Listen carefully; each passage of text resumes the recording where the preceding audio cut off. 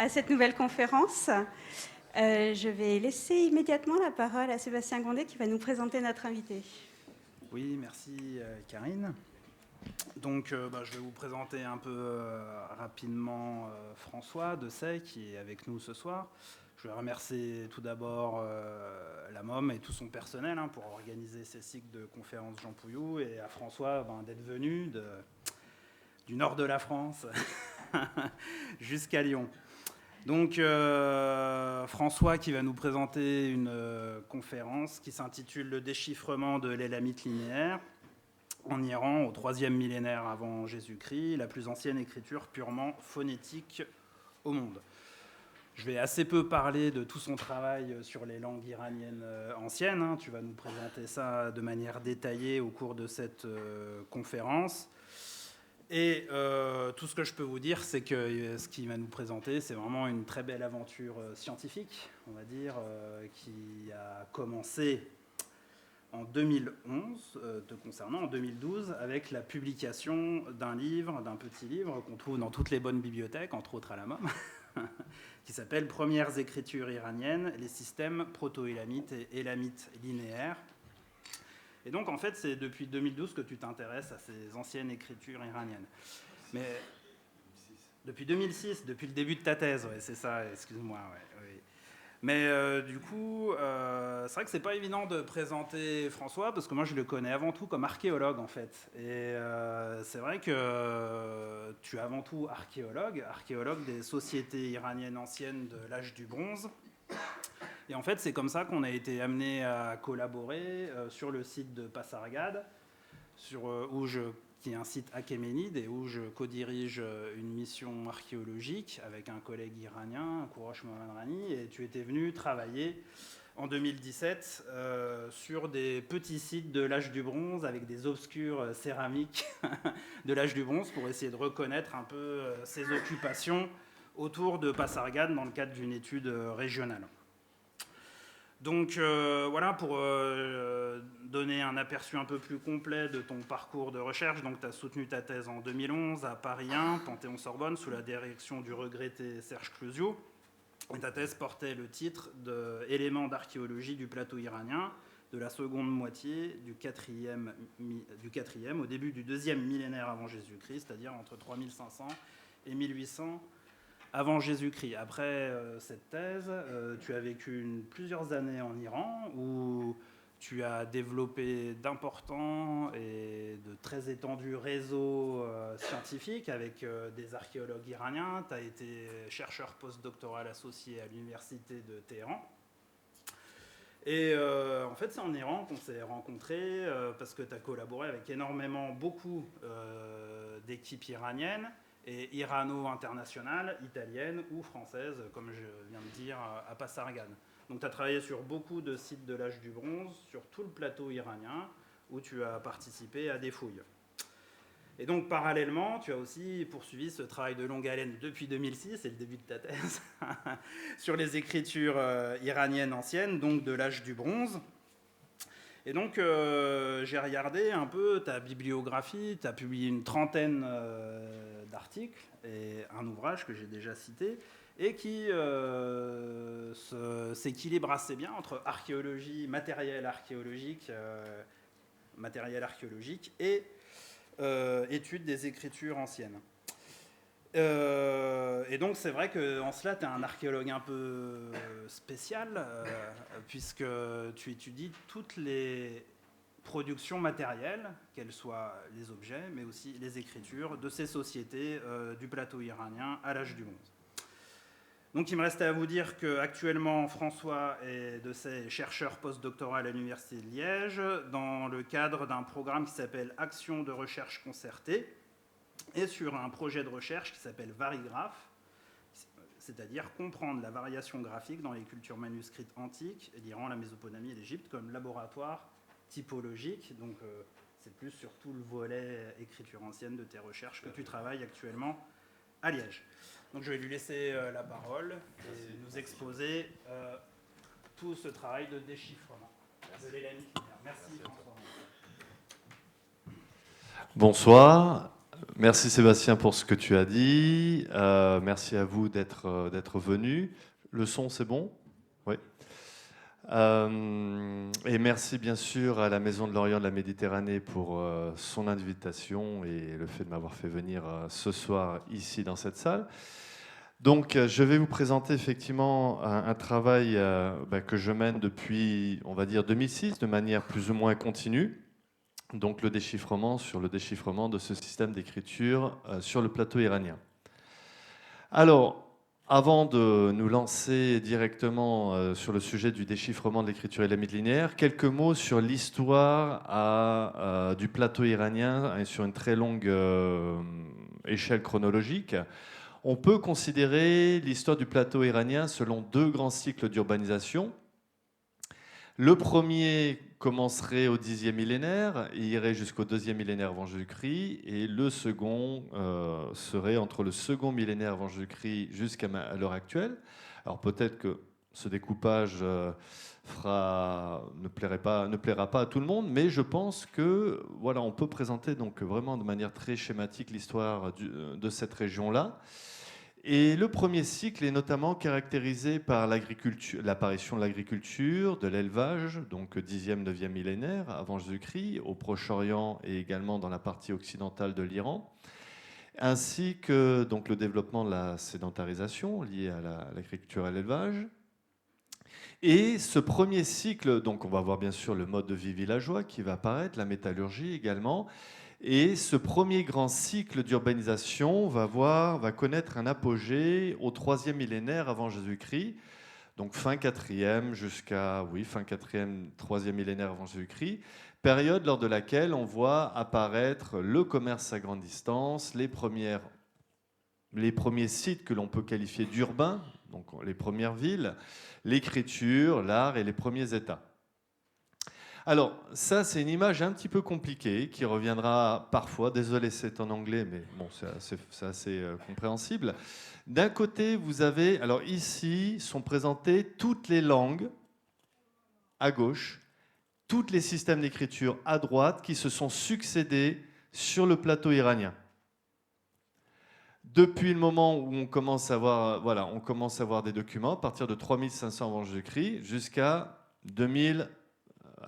jusqu'à maintenant. Alors, on ne va pas parler de tout ça, bien sûr, mais c'est pour vous faire comprendre la complexité et la richesse de la situation sur le plateau iranien.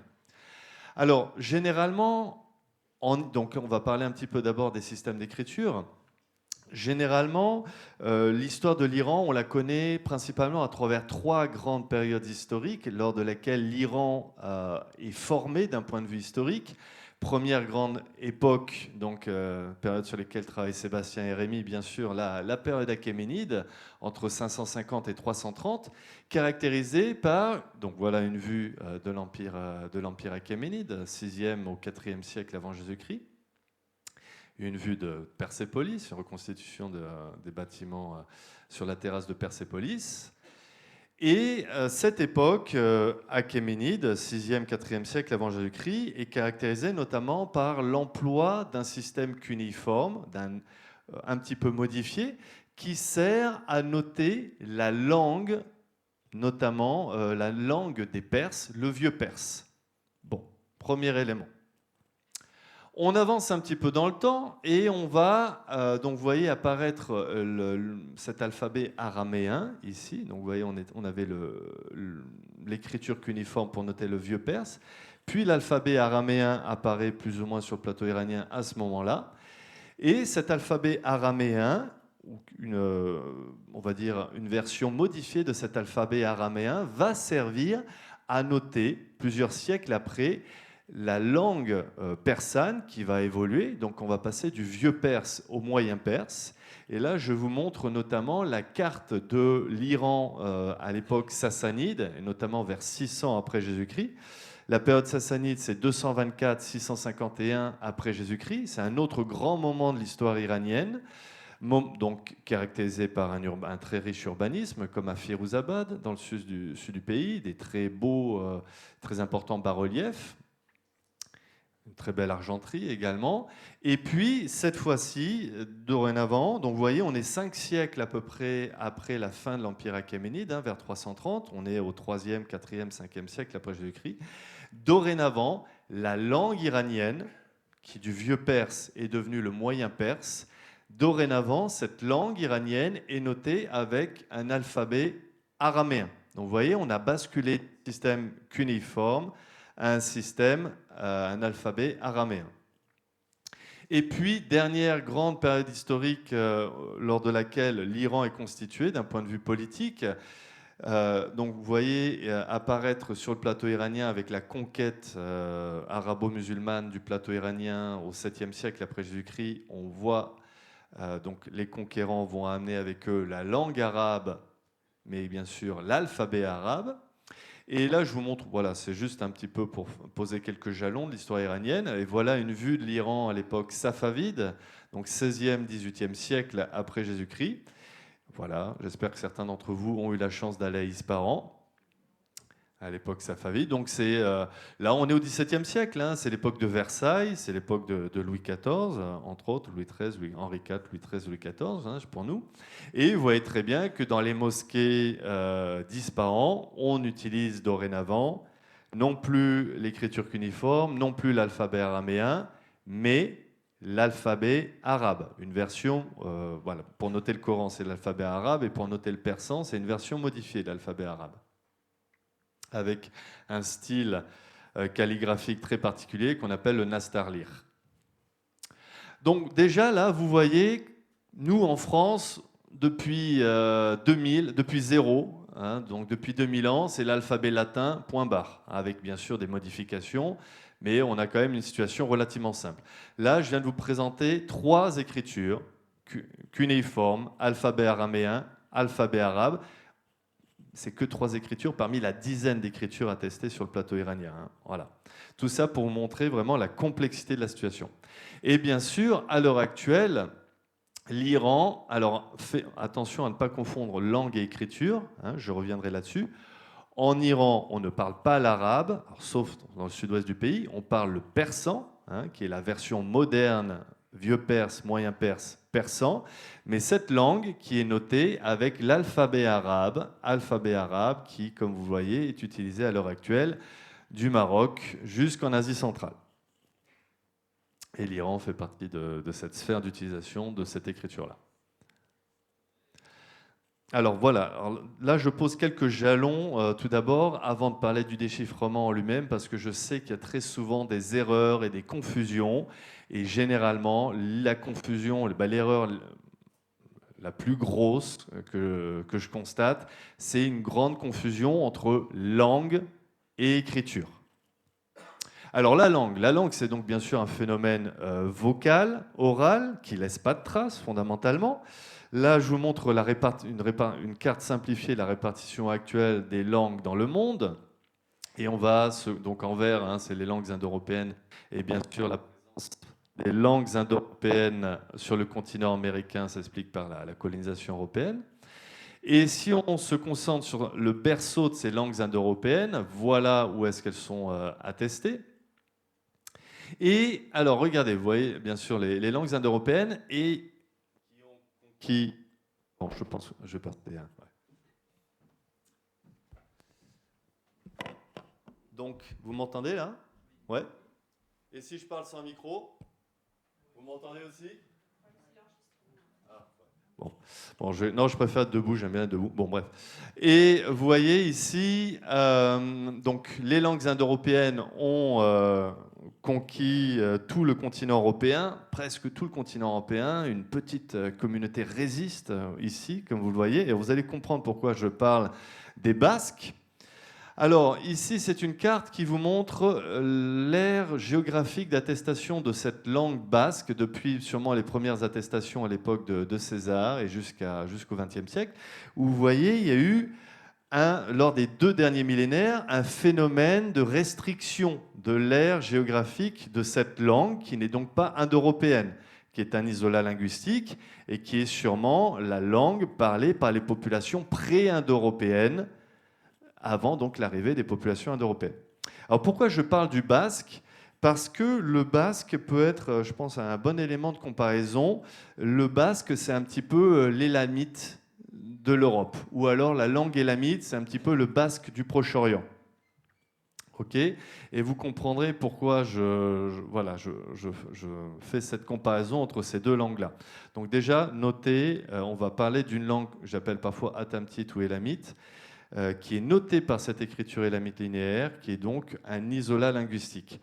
Mais malheureusement, pour cette langue élamite, contrairement au basque, elle ne s'est pas maintenue. Voilà, mais ça, je reviendrai sur ce sujet-là. Alors, ça, c'était les langues. Maintenant, les systèmes d'écriture. Alors, quelle est la différence entre ça, ça et ça? Alors, bon, il y en a qui peut-être ne comprenaient pas forcément l'élamite linéaire, mais l'alphabet arabe. Alors, qu'est-ce que j'ai écrit? Il y en a qui peuvent lire l'alphabet arabe? Salut, Sawa. Bon. Alors, j'ai écrit 3 fois la même information linguistique. Salut, ça va, en français, mais avec 3 systèmes d'écriture différents. En élamite linéaire, de gauche à droite, salut, Sawa.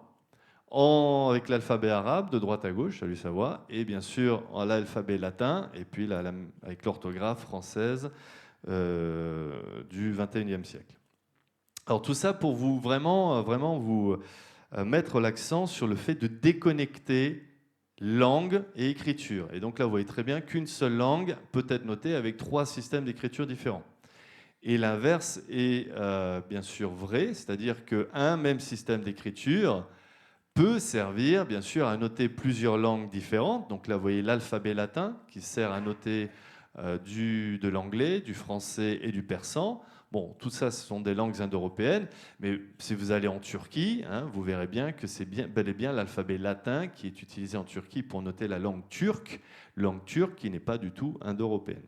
Donc, il faut faire attention à ça et déconnecter la langue de l'écriture. Alors, le Proche-Orient est une... voilà, je ne peux pas trop m'attarder là-dessus, et ce n'est pas le sujet, mais c'est bien sûr une région très importante depuis le 10e millénaire avant Jésus-Christ. C'est dans cette région-là que toutes les grandes innovations techniques, on va dire, ont été élaborées. Et parmi ces grandes innovations techniques, il y a bien sûr l'écriture. Alors, je vous montre quelques cartes sur cette apparition de l'écriture. Donc, à chaque fois, vous voyez bien, la Chine, c'est vraiment après, hein. Et très souvent, on vous montre l'Égypte et la Mésopotamie, fin 4e millénaire avant Jésus-Christ. Allez, une autre carte, c'est quasiment la même chose. Et puis, une dernière carte, voilà, vous voyez, écriture du Sumérien, donc Mésopotamie, 3200, écriture des Égyptiens, 3000 avant Jésus-Christ. Donc, bon, les datations sont un petit peu différentes.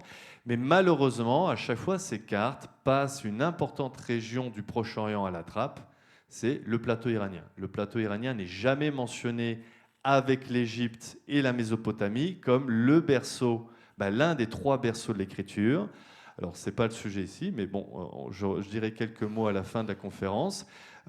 L'écriture apparaît dans le monde dans 3 zones à peu près au même moment, Égypte, Mésopotamie et plateau iranien, avec l'écriture proto-élamite. Alors, et ça, si vous allez voir sur Wikipédia ce soir pour vérifier que je n'ai pas dit trop de bêtises, eh bien, ça, c'est le diagramme classique d'évolution de l'écriture où il y a les Mésopotamies qui surplombent et qui, alors peut-être ça ne ferait pas plaisir à des égyptologues, ça, mais qui influencent l'Égypte et qui influencent l'Iran, l'élam. Alors, bon, comme... d'après ce que je viens de vous dire, moi je ne suis pas d'accord avec ça. Il n'y a pas une relation de mère à fille entre la Mésopotamie et l'Iran. Ce sont des sœurs, des écritures sœurs. Et puis, il y a également ce point-là sur lequel je ne suis pas d'accord, sur le fait que l'écriture proto-élamite ne soit pas liée à l'élamite linéaire. Je fais notamment l'hypothèse que l'élamite linéaire dont on va parler maintenant est la version récente de cette écriture proto-élamite. Alors, je pose quelques dates. Écriture proto-élamite, 3300-3000 avant Jésus-Christ. Pas encore déchiffrée, mais on y travaille. Version récente, appelée élamite linéaire, 2300-1900 avant Jésus-Christ, c'est déchiffré. Et donc, c'est de ça dont je vais vous parler ce soir. Mais si vous me posez une question sur, Monsieur Dessay, quelle est l'origine de l'écriture élamite linéaire, je vous répondrai, c'est l'écriture proto-élamite. Bon, alors, le déchiffrement de l'élamite linéaire, dont vous voyez datation 2003, en l'état actuel des données. Hein. En l'état actuel des données, il est même très probable que certains documents de Suse soient antérieurs à 2300. Mais bon, par prudence, voilà, 2300, 1900, 1850 avant Jésus-Christ. Alors, donc, vous voyez, on va parler finalement de ça, hein, linear lamite en anglais, qui note cette écriture élamite linéaire, qui note la langue élamite. Alors oui, il y a beaucoup de confusion. On m'a sorti « Ah, mais monsieur de C, vous avez déchiffré la langue élamite. » Non, non, non. J'ai déchiffré l'écriture élamite linéaire qui note la langue élamite. Une langue élamite qui était connue auparavant par des inscriptions en écriture cunéiforme. Voilà, ça c'est important. Je reviendrai sur ce point-là. Alors, quelques mots sur quoi se base notre connaissance de la langue élamite. Alors, je ne peux pas revenir sur toute l'histoire du déchiffrement au Proche-Orient. Voilà, on est fin 18e, début 19e siècle, on connaît le grec, l'hébreu, on a des connaissances dans les langues indo-aryennes anciennes comme l'avestique, le sanskrit. Et par ces connaissances-là, va pouvoir, dans les premières décennies du 19e siècle, on va pouvoir déchiffrer les inscriptions en vieux perse, donc achéménide vieux perse, notées en cunéiforme. Donc on est avec des gens comme Grotefend ou Rawlinson. Alors les inscriptions achéménides, royales achéménides, les inscriptions perses, présentent le grand avantage d'être trilingues. C'est-à-dire que dans une colonne, vous avez le texte en vieux perse, dans une autre, vous avez le texte en akkadien, et dans un autre, vous avez le texte en élamite. Donc, quand on a compris le texte en vieux perse, eh ben forcément, ça a donné des armes pour aller s'attaquer aux autres versions des mêmes inscriptions royales achéménides. Là où on a rapidement fait des progrès, c'était la version akkadienne des inscriptions royales achéménides, puisque la langue akkadienne, c'est une langue de notre point de vue très simple, très facilement compréhensible, parce que c'est une langue sémitique. Langue sémitique comme l'arabe ou l'hébreu. Hein, par exemple, pour dire maison en arabe, c'est beit, pour dire maison en akkadien, c'est bitoum. Voilà, c'est quasiment le même mot en fait. Bon. Pour dire porte en arabe, c'est bab, et pour dire porte en akkadien, c'est baboum. Bon, déchiffrement de l'écriture cunéiforme qui note l'akkadien dans les années 1840-1850, 1857 notamment. Et puis, donc, voilà, là on va parler donc de cette langue élamite qui commence à être attestée à partir de 2500. Alors attention, on est passé de l'écriture aux langues, qui commence à être attestée vers 2500, mais elle est sûrement présente bien avant et qui sera utilisée sur le plateau iranien jusqu'à 1000 après Jésus-Christ. Donc on a au moins 3500. Cette langue a été utilisée sur le plateau iranien au moins pendant 3500 ans. Et parce que, donc, comme je vous le disais, les textes royaux achéménides ont une version en vieux perse, une version en akkadien, et puis forcément une version en élamite. Et c'est comme ça qu'ont été posés les premiers jalons de la connaissance de cette langue élamite ou atamtite. Hein, alors, si vous lisez parfois atamtite, j'essaie de promouvoir un autre mot pour ce terme-là, mais c'est la même chose. Atamtite et élamite, c'est le même mot.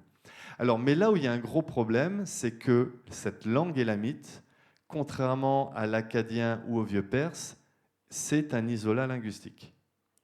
Et ça pose d'énormes problèmes. Contrairement à l'akkadien, contrairement au vieux perse, on ne peut la comparer à rien d'autre. Et ça, c'est ce qui gêne énormément notre compréhension de cette langue-là. Alors, tout ça pour vous dire que on a donc, alors ça c'est pas mes travaux, hein, ça c'est les travaux des chercheurs depuis le milieu du 19e siècle, on connaît donc la langue élamite notée par l'écriture cunéiforme. Voilà, ça il faut l'accepter, je ne peux pas rentrer dans les détails, c'est ce sur quoi je me suis appuyé. La langue élamite est connue par le cunéiforme. Voilà par exemple une inscription sur un vase en argent, voilà le texte ici. Et c'est un texte en langue élamite et qui remonte au roi Kintatu. Il a régné vers 2000 avant Jésus-Christ. Voilà ce que ça donne, à peu près le son des mots prononcés. Me demandez pas la traduction. Me demandez pas la traduction. Là, comme je vous l'ai dit, on est sur une pente beaucoup plus très glissante quand il s'agit de la traduction, mais néanmoins, on peut reconstituer cette langue élamite. Voilà à quoi ça donne. Donc tout ça pour dire que la langue élamite, on la connaissait par les inscriptions cunéiformes. On a également, alors merci aux philologues allemands, on a deux grands ouvrages très importants sur la langue élamite. Premier ouvrage, donc un corpus des inscriptions royales élamites, en cunéiforme, rédigé par... Ça va. Voilà, en 1965, c'est assez vieux, malheureusement.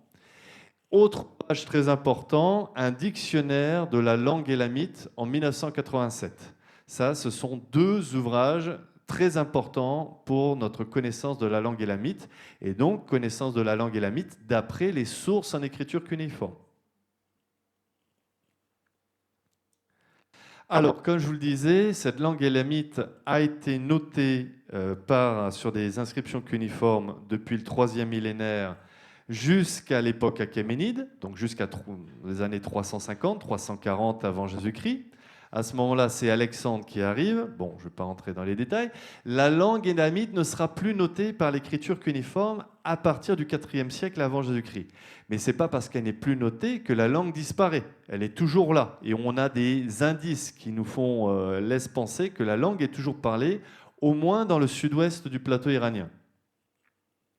Et il est très probable en fait que la langue ait disparu, que le dernier locuteur de la langue élamite il est très probable qu'il soit mort aux alentours de 1000 après Jésus-Christ. Pourquoi ?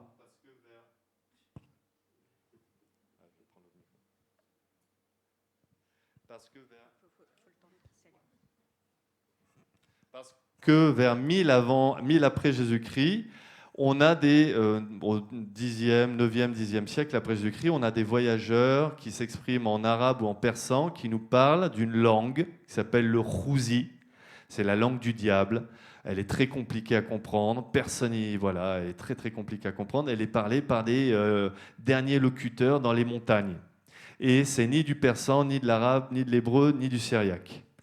A priori, ça doit être une version moderne de la langue élamite, le khouzi. Et c'est ça qui a donné au nom au peuple des Khouz, et c'est ça qui a donné la province du Khouzestan. Ça vient de là en fait. Alors, langue attestée au moins depuis 2500 avant Jésus-Christ jusqu'à 1000 après Jésus-Christ. Extension géographique pas très bien connue. Alors, on est sûr qu'elle était parlée là. Pourquoi ? On a des textes en langue élamite dans cette région-là.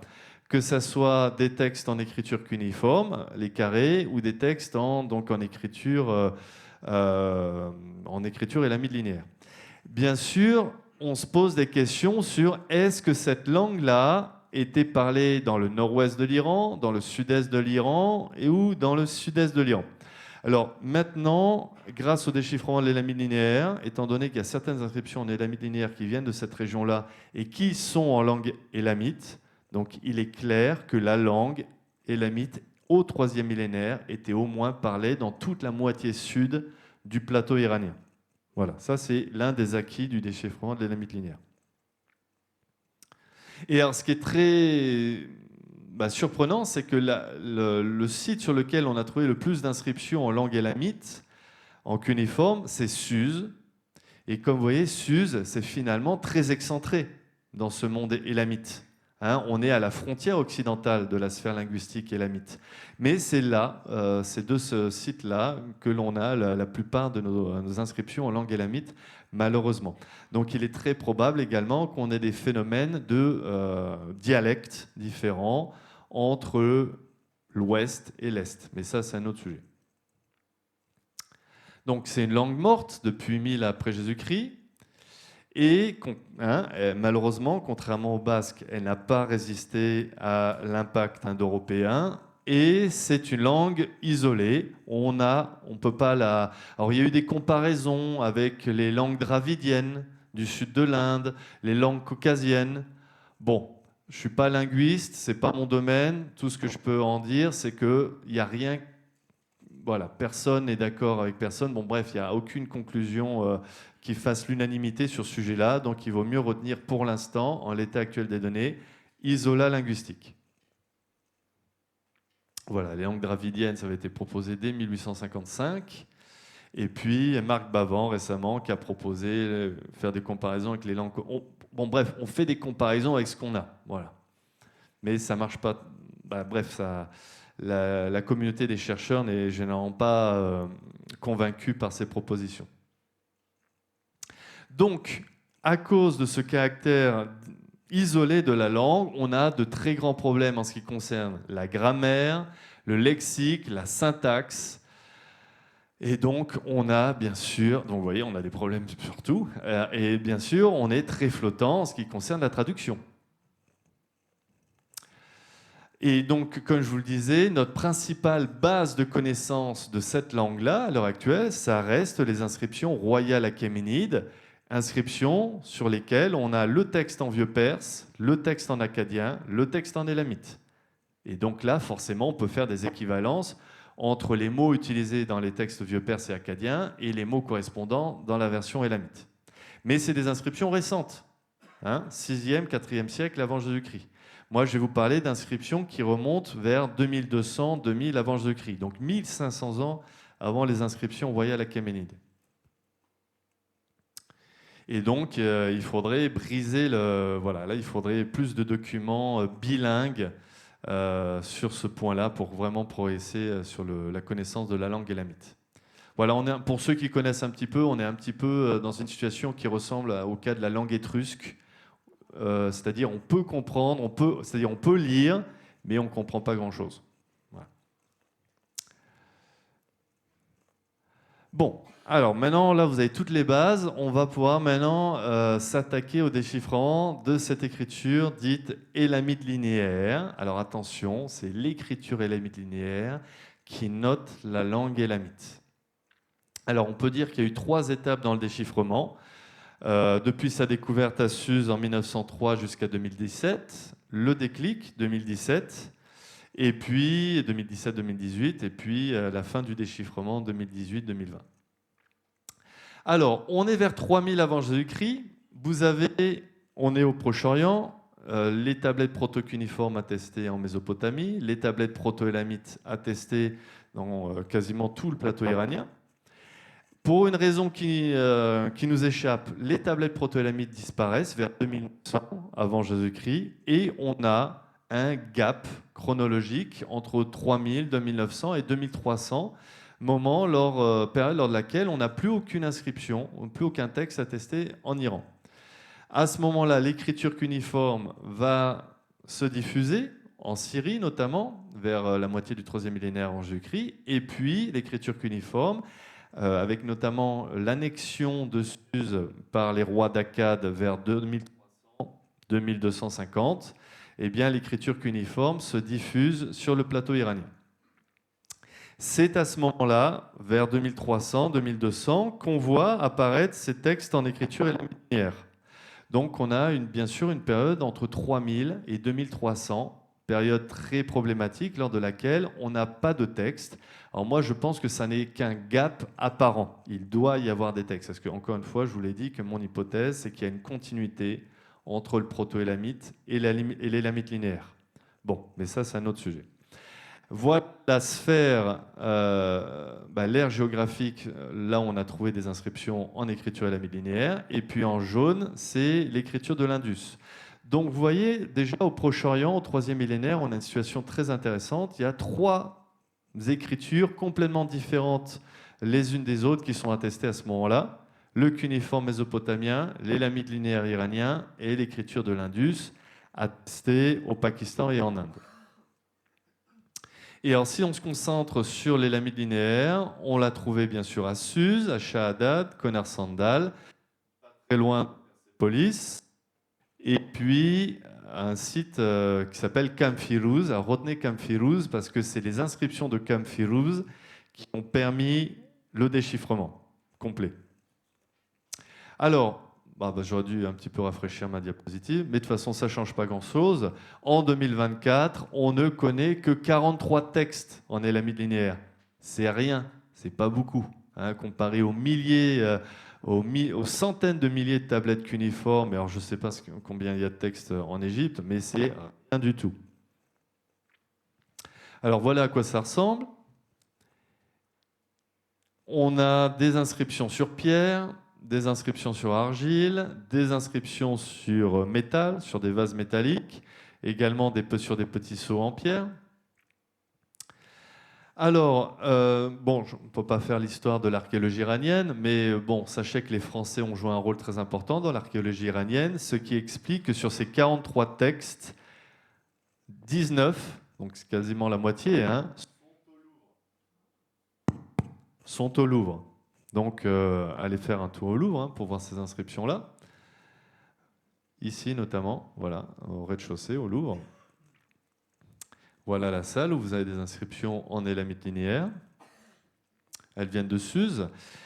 Et notamment sur ces inscriptions découvertes au Louvre, on a ces inscriptions sur argile. Alors, tenez au passage, vous voyez que ces inscriptions ont été... Alors ça, c'est les premiers fouilleurs de Suse qui ont appelé ces textes-là d'après des lettres de l'alphabet latin. Voilà. Donc voilà le texte J, le texte L, R, bon. Voilà le texte M. Alors maintenant, on en est à R'. Donc il va falloir qu'on change le système parce que c'est pas très durable, ça, comme système. Bon, bref.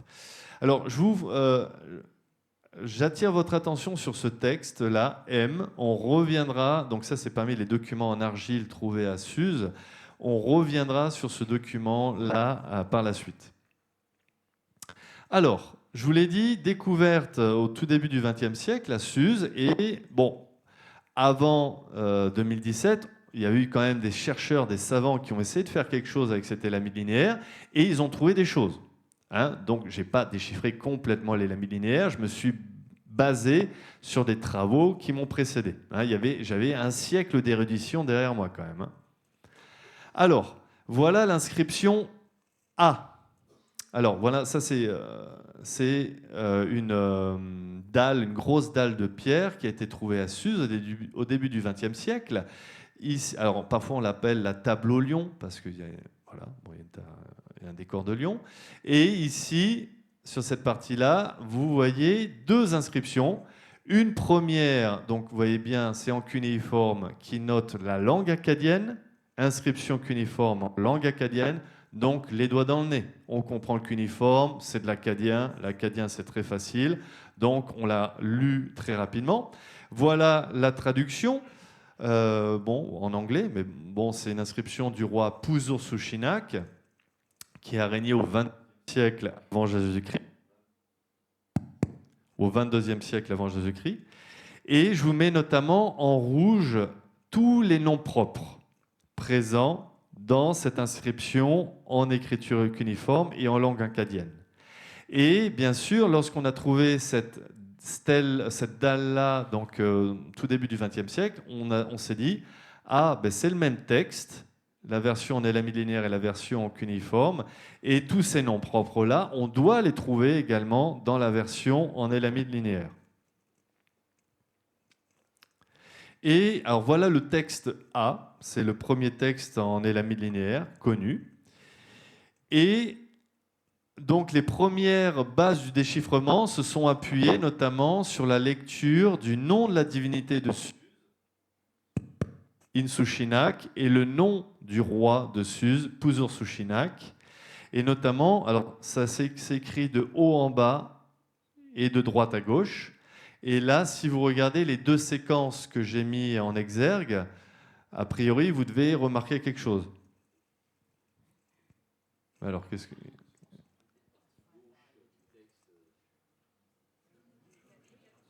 Voilà, hein, donc vous voyez très bien qu'il y a 4 signes qui sont similaires entre ces deux séquences. Et ça pourrait noter... propres, mais un nom propre, des noms propres, on a des signes qui sont, c'est du copier-coller quasiment. Le nom du dieu, le nom du roi. Je vous rappelle, le dieu c'est In-Sushinak et le roi c'est Puzur-Sushinak. Donc c'est Sushinak, l'élément commun. Et si de droite à gauche, Sushinak.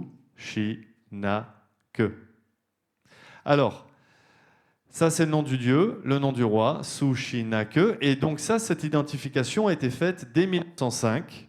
Voilà, donc quasiment dès la découverte de ces documents-là. Alors juste pour vous montrer comment c'est écrit. Alors là, c'est de droite à gauche, mais je vous l'ai mis de gauche à droite. In-Sushinak, Puzur-Sushinak. Et là, c'est la manière dont c'est écrit en cuneiforme avec des logogrammes. Mais ceci est un autre sujet. Et là, vous voyez très bien la manière phonétique par laquelle les lamides linéaires notent le nom de la divinité Polyade de Suse et du roi Puzur-Sushinak. Bon, alors, je résume un petit peu. Avant 2018, on avait déchiffré correctement, ça maintenant je peux le dire que c'était un déchiffrement correct, 12 signes. 12 signes avaient été déchiffrés correctement. Et notamment, ça se basait bien sûr sur les noms In-Sushinak, Puzur-Sushinak. Voilà ces 12 signes. Alors, et finalement, on restait bloqué. On restait bloqué là-dessus. On restait bloqué là-dessus.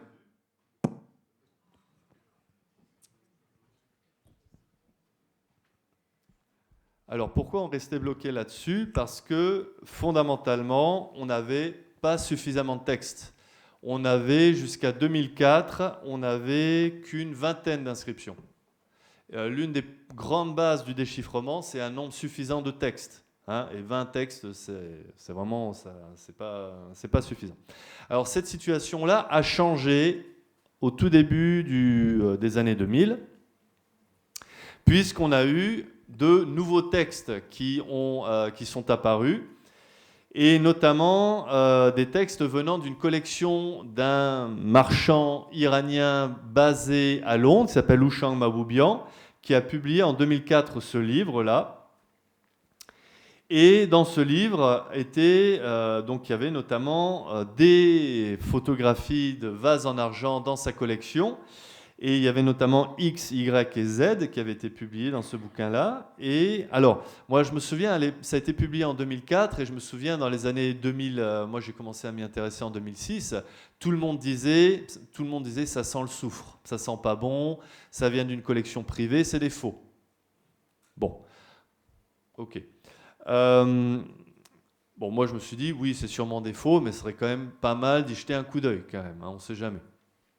Et ce qui m'a retardé finalement parce que j'ai eu le bouquin entre les mains en 2006 et finalement il m'a fallu 9 ans pour enfin accéder à la collection de Houshang Mahboubian à Londres. Et si j'avais eu accès à cette collection dès 2007, j'aurais pu faire le déchiffrement en 2008 ou 2009. Voilà. Mais alors vous allez voir que c'est des raisons très triviales. Pourquoi je n'ai pas pu faire le déchiffrement basé uniquement sur les photos publiées par Houshang Mahboubian dans son bouquin de 2004? Parce qu'il ne donnait qu'une photo des inscriptions sur les vases cylindriques. Et les inscriptions faisaient le tour du vase. Donc à chaque fois, j'avais accès qu'à la moitié des inscriptions, à la moitié des textes. Voilà, c'est ça qui m'a retardé pendant 9 ans. Et alors pourquoi il m'a fallu 9 ans? Pourquoi il m'a fallu attendre octobre 2015 pour aller chez lui? C'est tout simplement parce qu'il ne me faisait pas confiance. Parce qu'il avait peur que je vienne, que je débarque et que je dise « en fait, monsieur, vos vases sont faux et je vais le publier ». Et d'ailleurs, je n'étais pas convaincu de l'authenticité des vases jusqu'au déchiffrement, en fait. Bon, alors, je me suis intéressé à ces inscriptions. J'ai publié un premier article en 2018 là-dessus. Alors, quelques photos de ces inscriptions. Donc, voilà l'inscription X, 3 lignes de texte en haut, de droite à gauche, et écrit de haut en bas. Voilà l'inscription Y, qui est vraiment très intéressante parce qu'il y a un très très beau décor. L'inscription Z, qui est l'un des textes les plus longs, sur 9 lignes, écrit de droite à gauche. Alors, il y a quelques lacunes, il y a quelques trous, mais on peut les restituer très, très facilement. Et puis, alors celle-là, J', écrit de gauche à droite. Donc, tout ça pour vous dire qu'on peut écrire en élamine linéaire et de droite à gauche et de gauche à droite. Alors, je me suis rendu chez Houcham Maboubian à Londres en octobre 2015. Je me suis dit, ah super, j'ai enfin accès à ces textes-là. J'ai fait le relevé des inscriptions, des textes. Je suis rentré chez moi, j'habitais à Téhéran à ce moment-là. J'ai commencé à tout numériser, à tout dessiner sur Illustrator. Et puis, je me suis rendu... donc, il y avait 8 vases en argent. Hein. Et puis, je me suis rendu compte très rapidement que toutes ces inscriptions, en fait, il y avait des séquences de signes communes entre les différents vases, c'est-à-dire qu'on parlait du même sujet. Et donc, j'ai commencé à comparer, bien sûr, les textes entre les 8 vases. Alors, ici, je vous mets... Alors là, je vous mets c'est toutes ces inscriptions, c'est écrit de droite à gauche. Alors, on va plutôt se concentrer, nous, sur le début des textes. Alors, voilà le début des inscriptions. Alors, vous voyez donc Y, Z, X1, I', F', bon, voilà. Et en comparant les inscriptions, j'ai vu très rapidement qu'elles commençaient quasiment toutes par le même signe. Alors, il y a des variantes graphiques, d'accord, mais c'est le même signe. Bon, je me suis dit, un signe introductif peut-être. Puis, il y a une séquence en rouge, là il y a des séquences en rouge, puis il y a cette séquence de 3 signes, donc je rappelle, ça se lit de droite à gauche. Et là, je me suis souvenu des inscriptions du roi Puzur-Sushinak à Suse. Là, alors attention, elles sont écrites de gauche à droite. Et là, vous vous souvenez, ça c'est le nom du roi, Puzur-Sushinak. Et regardez, le nom du roi à Suse est suivi par cette séquence de 3 signes. C'est la même séquence, c'est le même mot. Alors, a priori, après le nom du roi Puzur-Sushinak, on peut s'attendre à quoi comme mot? Roi. Bravo, roi. Donc, si là, ça veut dire roi, a priori, là, ça veut dire quoi? Roi. Et a priori, entre le signe introductif et la séquence qui note roi, on pourrait avoir quoi là? Des noms de rois, des noms propres. Bravo. Bon. Alors, je me suis dit, regardons, voir à quoi ressemblent ces séquences de signes entre le signe introductif et la séquence qui note le mot roi. Je ne savais pas encore que ça notait le mot roi, mais un titre. Alors, parmi ces séquences de signes, il y en a 2 très intéressantes, et puis une vraiment très très intéressante, c'est celle-là. Alors, c'est des variantes graphiques, hein, encore une fois. Alors, ce signe-là, vous le reconnaissez peut-être, là, celui qui ressemble au A, c'est le signe qui note Shi, dans Sushinak. Bon. Alors, les vases avaient été faits d'après la forme. J'avais pu faire une datation approximative. D'après la typologie des vases, je savais qu'ils étaient attestés entre 2050, ils étaient utilisés entre 2050 et 1800 avant Jésus-Christ. Donc, j'étais à la recherche de quelqu'un qui avait vécu entre 2050 et 1800 avant Jésus-Christ. Quelqu'un qui avait un nom en 4 syllabes. Quelqu'un dont la première syllabe aurait été Shi. Et quelqu'un dont les 3e et 4e syllabes auraient été répétées. Parce que vous voyez, c'est le même signe répété 2 fois. Et d'ailleurs, c'est la seule fois dans tout le corpus où on a le même signe qui est répété juste 2 fois comme ça d'affilée. Bon, et une fois que vous avez posé tous ces critères, il ne reste qu'un roi. Vous le connaissez, vous ne le connaissez pas. Bon, il n'est pas aussi connu que Ptolémée ou Cléopâtre, hein, qui ont beaucoup servi à Champollion. Mais ce souverain, c'est Chilrara. Chilrara qui a régné vers 1950 avant Jésus-Christ. C'est le seul souverain qui correspond. C'est un petit peu comme le jeu Qui est qui ou Qui est-ce. Hein, vous savez, je cherche celui qui a les cheveux jaunes, je cherche celui qui a les lunettes. C'était un petit peu ça. Alors là, je vous montre juste ce qui a marché. Hein, toutes les fausses pistes, hein, j'en parle pas, c'est pas très intéressant. Voilà. Alors, Chilrara, ça m'a donné les valeurs de 2 nouveaux signes. Et puis, sur les vases où le nom Shilrara apparaissait, eh bien, il y avait une autre séquence en 4 signes qui était notée. Donc je me suis dit, ah ben c'est sûrement quelqu'un, ils apparaissent sur les mêmes vases, et sûrement contemporain de Shilrara. Bon. Et peut-être vous repérez le 3e signe, c'est à la fin de Puzur, c'est le R. Bon. Alors j'étais à la recherche de quelqu'un qui était souvent associé à Shilrara, qui avait un nom en 4 syllabes, et dont la 3e syllabe c'était un R. Encore une fois, il n'y a qu'un seul personnage qui corresponde à tout ça. C'est celui qui est sûrement le père de Shilrara, qui s'appelle Eparti. Eparti, le 2e du nom. Ça m'a donné la valeur E, Pa et Ti. Alors, je travaille là-dessus depuis 2006, comme le disait Sébastien. De 2006 à 2017, j'ai rien trouvé. Et voilà, en 10 minutes, au printemps 2017, j'ai pu lire Shilrara, Eparti. Et puis aussi, un autre moment dans l'inscription, il y a cette séquence-là qui apparaît très régulièrement. Séquence soit de 4, attention, de droite à gauche, soit de 4 signes, soit de 5 signes. Alors déjà, vous repérez celui-là. C'est le R, voilà. Et puis, j'avais également ce signe-là qui était In, Su, Shi, Na. C'est le Na. Donc j'avais le Na et le R. OK ? Eh bien, cette séquence de signes qui apparaît très régulièrement dans ce corpus des vases en argent de la collection Mamoubian, eh bien, j'ai fait l'hypothèse que c'était sûrement le nom de la principale divinité vénérée par Eparti II et Shilrara. Divinité qui s'appelle Napiresha. Napiresha. Alors parfois, ils doublent la consonne, parfois ils ne le font pas. Bon, je ne vais pas rentrer dans les considérations là-dessus. Et Napi Resha, en langue élamite, Napi c'est Dieu, Resha c'est grand. Voilà, Napi Resha, c'est dire le grand Dieu. Voilà, ni plus ni moins. Et ça m'a donné les valeurs Pi, Re et Sha. Donc vous voyez, Shilrara est parti Napi Resha, j'ai lu ça en un quart d'heure, 20 minutes, et ça m'a donné quasiment une dizaine de signes. Et là, je savais que j'étais sur la bonne piste. Bon, donc aux 12 signes qu'on pouvait lire précédemment, donc en 2018, j'ai publié les valeurs de 10 nouveaux signes. Voilà, donc il y a le Pa, le L, le A, bon. Et donc j'ai terminé le déchiffrement avec mes collègues de 2018 à 2020.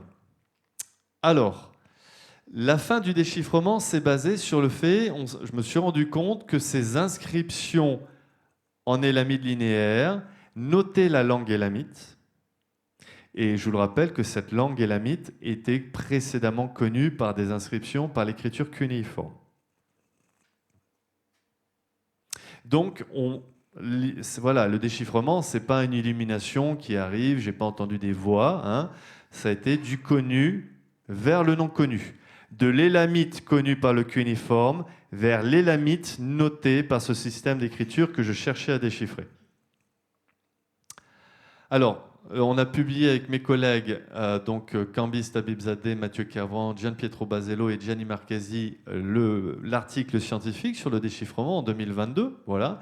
Et va bientôt paraître, j'espère en 2024, le bouquin avec toute l'édition des 43 textes, et puis des inscriptions cunéiformes également.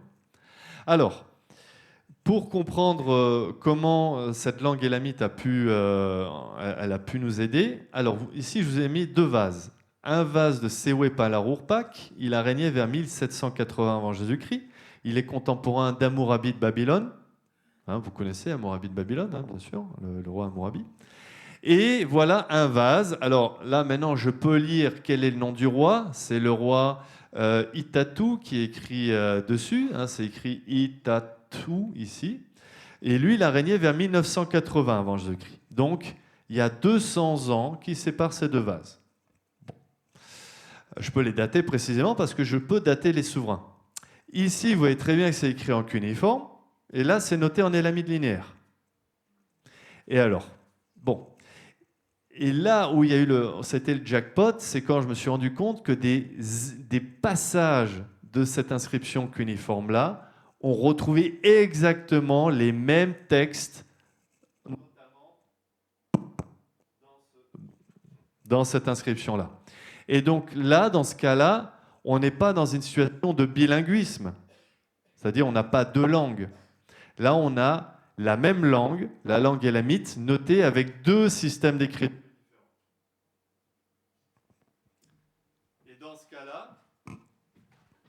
Et dans ce cas-là, on parle de situation de digraphie. Ok ? Ce n'est pas une situation de bilinguisme, mais de digraphie. Deux systèmes d'écriture pour la même langue.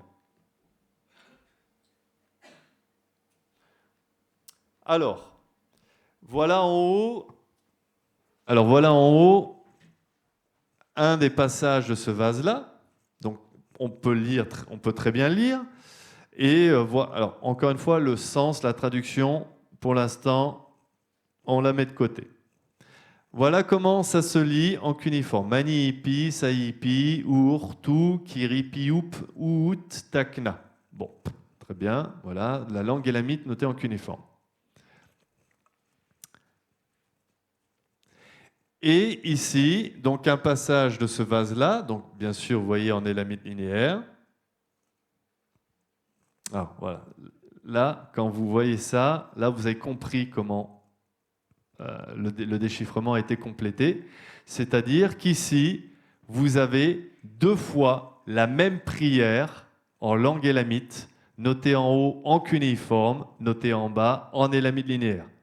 Alors parfois, j'ai des questions qui me demandent « Ah, mais comment vous avez trouvé le fait que ça correspondait à ça ?»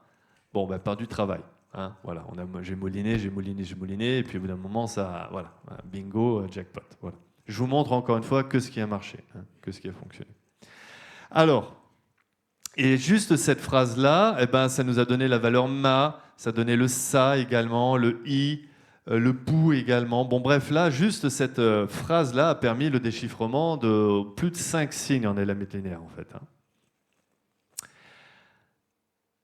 Alors, et bon, si maintenant on s'intéresse un petit peu à la traduction, donc voilà comment on pourrait reconstituer ça en langue élamite. Manip, saip, urt, kerepope ou takna. Alors, des fois, vous verrez que je fais un petit U avec un petit rond au-dessus. C'est juste quand je ne suis pas sûr si c'est un OU ou un O. Je ne suis pas encore sûr de la qualité vocalique. Donc, ça pourrait être lu ort ou urt. Voilà. Pareil pour utakna, ça pourrait être utakna ou hotakna. Et grosso modo, qu'est-ce que ça veut dire ? Puisse, le verbe à la fin, les manies, on ne sait pas ce que c'est, mais c'est un objet de bronze, être réalisé, être fait, pour qui ? Pour le peuple de la dévotion de moi. Alors moi, je traduis ça par clergé, pour mon clergé. Puissent les manies de bronze être réalisées, être fabriquées pour mon clergé. Voilà une tentative de traduction. O, c'est moi, je, en langue élamite. Ok ? Hurt, c'est peuple, population, groupe, gens. Kéré, dévotion. Ouais, vous allez voir, je reviendrai sur cette notion de kéré un peu plus loin. Et donc, ici, forcément, ça doit vous rappeler cette diapositive, c'est-à-dire cette situation de digraphie, où on a la même langue notée avec plusieurs systèmes d'écriture différents. OK ? La même langue, l'élamite, notée par le cunéiforme, mais également l'élamite linéaire. Et finalement, pour ceux qui se baladent à Téhéran, il n'y a pas qu'à Téhéran, mais là, vous avez exactement un cas également de digraphie, hein, devant l'entrée d'une bouche de métro à Téhéran, où là, vous avez marqué Borj Emila de Téhéran, et là, vous avez noté la même information linguistique, mais en alphabet latin. Voilà. Bon, alors le déchiffrement, c'est bon. Je vais vous donner maintenant un petit exemple de... Voilà, parce que, comme je vous le disais, le déchiffrement, maintenant, il y a 3-4 signes qui posent toujours problème, mais sur les plus de 1000 signes à tester sur les 43 textes, je peux en lire 96% des signes. Donc le déchiffrement est quasi complet, quasi achevé. Voilà. Il faudrait un peu plus de texte pour vraiment déchiffrer les derniers signes qui résistent. Et bien sûr, maintenant se pose la question de la traduction. Alors, je vais prendre un exemple. Alors, on est toujours du côté de Camfiruz avec ses inscriptions sur vase en argent, hein, dont on avait vu de la collection Maboubian. Et notamment, je vous prends l'exemple le plus récent, c'est-à-dire sur l'inscription la plus récente. Après cette inscription-là, apparemment, l'écriture semble avoir été abandonnée. Bon. Donc, on est vers 1900-1880. Alors, vous allez me dire, mais comment on sait avec une si grande précision? C'est d'après le nom du roi, encore une fois, qui est mentionné sur le texte dont je vais vous parler, et nom du roi que l'on connaissait par ailleurs et que l'on pouvait dater à peu près précisément. Alors voilà ce vase-là. Il est écrit sur une seule ligne qui fait le tour du vase en colimaçon. Ok, voilà l'inscription. Et alors, l'inscription s'écrit de droite à gauche. Là, je vous le mets de gauche à droite. Donc vous voyez, qu'est-ce qui reste? Voilà, j'ai un problème pour ce signe-là. J'ai un problème pour ce signe-là. Mais sinon, comme vous voyez, je peux lire tout le reste. Et voilà, alors ça c'est ce qui sera publié dans le bouquin. Donc vous avez la translittération, signe à signe, la transcription, la tentative de restitution phonétique de la langue élamite, la traduction en anglais. Alors ça commence comme ça. E Napiresha, O Napiresha, Zemt Shilrakri, puissant Seigneur. Ou, ça c'est moi je. Je vous ai dit moi je, pas. Voilà le nom du roi. Moi, Palaïchan, je sais qu'il a régné vers 1900, 1880. La titulature du roi, le serviteur de Napirisha, le grand Risha, je vous rappelle, c'est grand, le grand Likawe, ça c'est un titre. Celui qui est le Méni, c'est un titre du Khatamti. Donc déjà, ils ne se disent pas les rois d'Élam. Élam, c'est une notion mésopotamienne. Eux-mêmes se disent souverains du Khatamti. C'est la manière dont ils s'appellent, dont ils se désignent eux-mêmes. Bon, fin de la titulature. Et puis, on a le verbe à la fin, lani shari, lani en argent, entre parenthèses, il faut restituer ce vase en argent, shari, j'ai commandé, j'ai fait. O Napiresha, puissant Seigneur, moi Palaïchan, nanana, j'ai fait faire ce vase en argent. Point. Fin de la première phrase.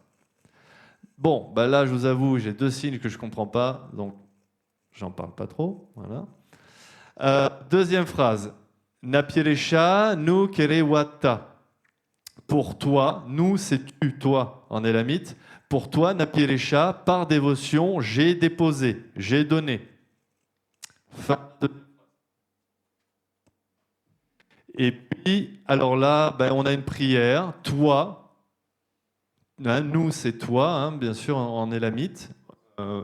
Utenti, là, je vous avoue, on ne sait pas du tout le traduire. Donc, on propose, c'est toi qui guides, c'est toi qui me guides. Mais honnêtement, là, vous voyez, la traduction, je l'ai mise en italique parce que, en fait, on n'en sait rien. Voilà, donc problème, ce verbe-là n'est pas attesté par ailleurs. C'est un verbe, en tout cas. Et puis, ça se termine par deux prières. Shutme Shatme Murt Hitekpi Opo Alekle. Alors, nuit et jour, puisse le verbe ici, puisse le sacrifice être réalisé pour mes soldats. Et dernière phrase, Kitin Zemi Nun Kerenna Elle. Alors, pendant une longue période, puis-je obtenir de toi la Zemi par la Kéré. Alors là, c'est pour vous dire à quel problème j'ai été confronté. Comment je traduis Zemi, comment je traduis Kéré, qui sont des notions très importantes dans tout ce corpus.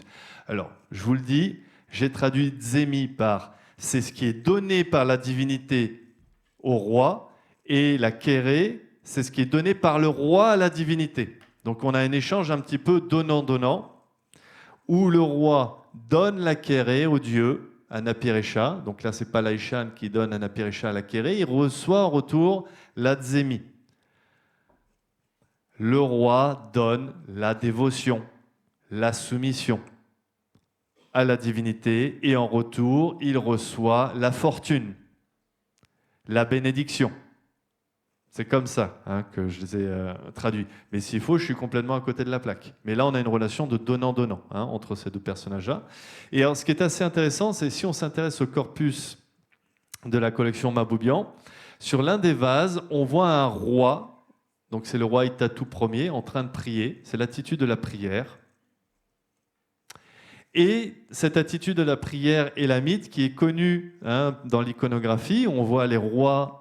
Ils ont les mains comme ça devant eux, et sur les scellements de cylindres que l'on retrouve sur d'autres inscriptions, sur des tablettes, on voit que normalement ce roi qui prie, il prie devant la divinité.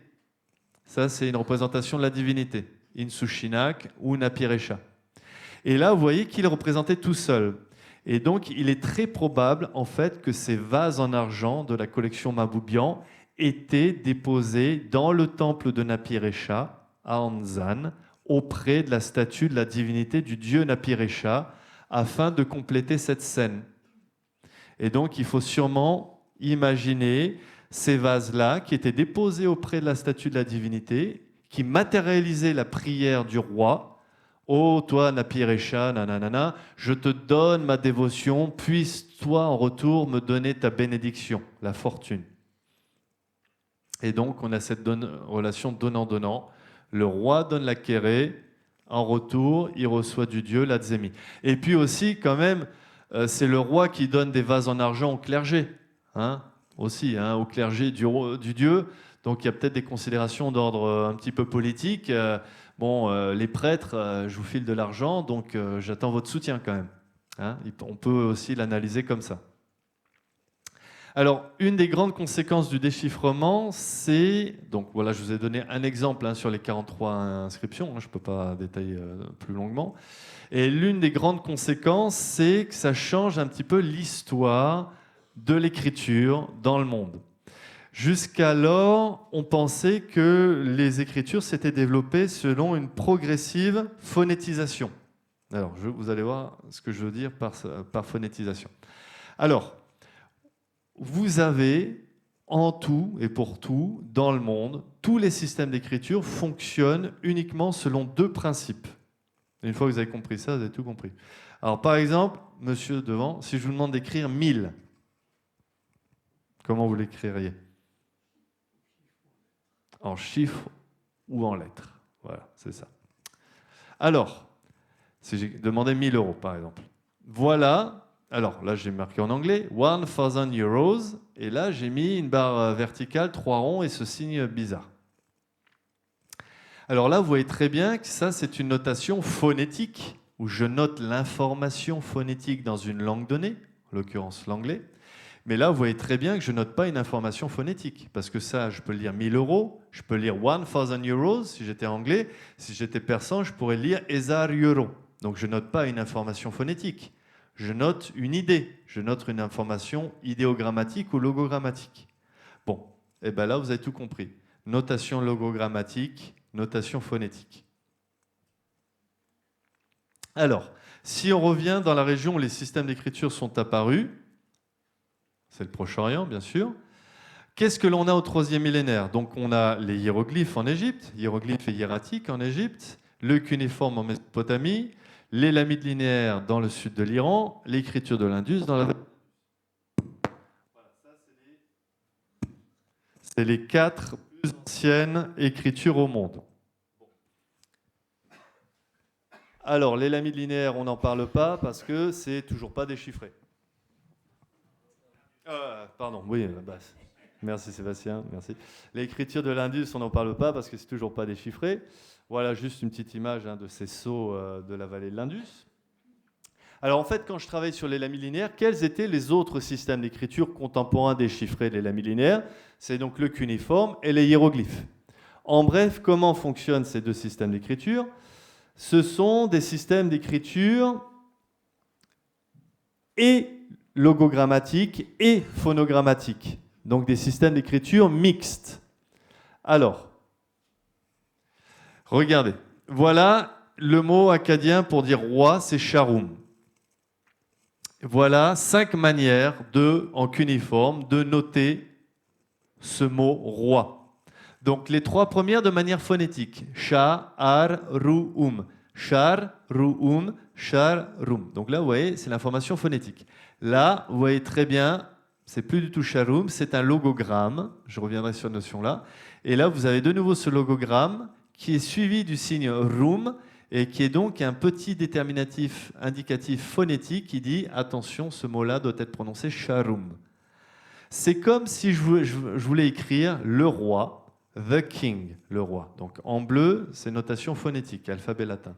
Regardez, the king. J'ai utilisé un logogramme. Logogramme, signe en forme de couronne qui dit attention, je parle du roi. Voilà le logogramme. Là, the king. Et en plus, je vous aide. J'ai mis une petite information phonétique à la fin. Donc c'est comme celui-là. Et puis regardez, ce logogramme qui représente la notion de roi peut être également utilisé pour sa valeur comme un rébut. I'm asking you. Je vous demande. Ils font ça en cuniforme. Ils font ça en cuniforme. Voilà. Oui, vous soufflez, monsieur. Oui, le cuniforme est complexe. Hein. Et là, je vous montre qu'un exemple. Tout ça pour montrer que c'est un système d'écriture mixte, et logogrammatique et phonétique. Bon, pour faire bref, c'est l'appareil chez les Égyptiens. Et aussi, pensez vous aussi à notre système d'écriture latin. A priori, vous comprenez ce qui est écrit. Même si les signes, l'information phonétique n'est pas bien notée. Mais étant donné que par le contexte, vous pouvez reconnaître très bien quel est le sens derrière. Donc vous voyez, d'une certaine manière, aussi notre système d'écriture peut être dit également d'une certaine manière logogrammatique. Puisque là, j'ai pas mis... voilà, c'est pas l'information phonétique précise, et d'un certain côté, on peut dire aussi qu'on a une écriture un petit peu logogrammatique. Bon, alors tout ça pour dire que lorsque je travaille sur le déchiffrement de l'élamides linéaires, les systèmes d'écriture contemporains de l'élamides linéaires, hiéroglyphes et cuniformes, que je vous l'ai dit, ce sont des systèmes d'écriture mixtes, logogramme et phonogramme. Et donc moi je me suis dit, bon, l'élamides linéaires c'est à la même époque, a priori, je vais sûrement trouver un système d'écriture mixte. C'est logique. Donc, il doit y avoir des phonogrammes, mais il doit y avoir également des logogrammes. Bon, mais sauf que, arrivé à la quasi-fin du déchiffrement, il n'y a pas de logogramme. Il n'y a aucun logogramme. Il n'y a que des phonogrammes. Et alors ça, je vous avoue, ça a été la deuxième grande surprise du déchiffrement. C'est le plus ancien système d'écriture purement phonétique au monde. On est vers 2300, il n'y a pas de logogramme. Donc ça casse, ça modifie considérablement cette vision d'une phonétisation progressive de l'écriture qui ne voyait apparaître les plus anciens systèmes d'écriture purement phonétique que vers 1500 avant Jésus-Christ. Là, on est vers 2300, 800 ans avant l'alphabet proto-sinaïtique dans le Sinaï. Donc ça, c'est une information également très très importante. Et donc, système d'écriture purement phonétique, phonogrammatique, et en plus qui est d'une très grande logique, parce que si on replace tous les signes, voilà, vous allez voir comment ça fonctionne. C'est un système alpha-syllabique, c'est-à-dire qu'il y a des signes qui notent des voyelles, des signes qui notent des consonnes, et des signes qui notent des syllabes. Alpha, c'est un alpha-syllabaire. Alors, vous souvenez-vous du texte M? Je dis attention, faites attention au texte M. D'un côté, vous avez noté les 5 signes pour les voyelles. E, U, O, A, I. Ça ne veut rien dire en langue élamite. E, U, O, A, I. Ça n'a pas de sens. Et de l'autre côté, bon, malheureusement, c'est brisé, mais de l'autre côté, vous avez conservé Pe, Pe, Pou, Po, Papi, Me, Me, Mou, Mo, Mami. Donc les séquences consonantiques Pe et M déclinées dans le même ordre que la séquence vocalique E, U, O, A, I. Vous avez un fragment sur cette tablette scolaire, parce que les tablettes comme ça, les lentilles, les disques, c'est généralement en Mésopotamie des documents scolaires. C'est sûrement un exercice d'école d'un écolier en train d'apprendre la grille phonétique de l'écriture élamite linéaire. Et donc moi, quand je vous montre ça, c'est pas complètement artificiel. Alors, je l'ai organisé selon notre alphabet à nous, mais c'est la manière dont ils conçoivent leur écriture. C'est-à-dire, avec 5 voyelles, 12 consonnes, et le croisement des 12 consonnes et des 5 voyelles, 60 syllabes. OK ? C'est un système d'une logique incroyable, et eux-mêmes le considéraient, le concevaient comme cela.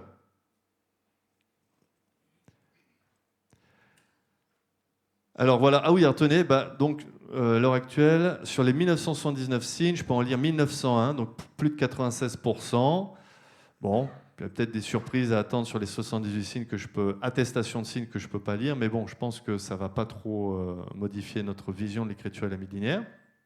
Alors voilà notamment les 4 signes qui me gênent, que j'arrive toujours pas à lire. Donc là, c'est le même signe, hein, des variantes graphiques du même signe. Et j'aimerais vraiment bien avoir d'autres inscriptions pour craquer ces 4 derniers signes qui me résistent. Alors, voilà donc la grille phonétique telle qu'on peut la reconstituer en 2024. Alors, quelques remarques. Le OU, c'est le même signe que le WE. C'est logique. Hein, pensez à l'alphabet latin. Hein, la lettre V. C'est le WE et le OU aussi hein, à l'époque romaine. Hein, bon, c'est le même signe. Donc un signe avec une valeur vocalique et une valeur consonantique. Ici, alors là, encore une fois, vous vous souvenez de ce que je vous ai dit, de ce U surmonté d'un petit rond, c'est les signes où j'arrive pas encore à distinguer clairement si c'est un chaud ou un chou, si c'est un ro ou un roux, un o ou un nou, un lo ou un lou, un ho ou un ou. J'espère avoir plus d'inscriptions pour clarifier, préciser la valeur vocalique de ces signes-là. Donc là, a priori, cette colonne est artificielle et il faudrait que je puisse placer les signes soit à droite, soit à gauche. Alors, il y a apparemment des petites irrégularités. J'ai 2 signes pour le son H, 2 signes pour le même son a priori, 2 signes pour le son K, 2 signes différents pour le son Li, 2 signes différents pour le son Pi. Pourquoi? J'en sais rien. Là, c'est des variantes. Hein. Là, c'est des variantes graphiques. Hein. Ce n'est pas 2 signes différents. Là, c'est clairement 2 signes différents. Et puis, oui, je n'ai pas trouvé le C, je n'ai pas le to, je n'ai pas le oui, le wo et le wou, et je n'ai pas le zi. Donc, vous voyez, j'ai encore 6 valeurs qui ne sont pas documentées par des signes. Hein, ces 4 signes qui me résistent, là, il est possible que ces 4 signes correspondent au trou. Mais bon, j'ai encore rien pour pouvoir dire que tel signe, c'est le zi ou le wo. Voilà.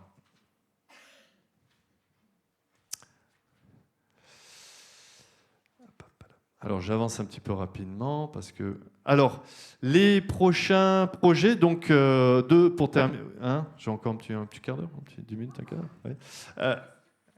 Alors, pour terminer, il y a une fonte qui est en train d'être réalisée pour les lamis linéaires, c'est-à-dire une police de caractère, je voulais juste vous en parler, et puis surtout terminer sur le coup d'après, c'est depuis les lamis linéaires vers le proto-élamite.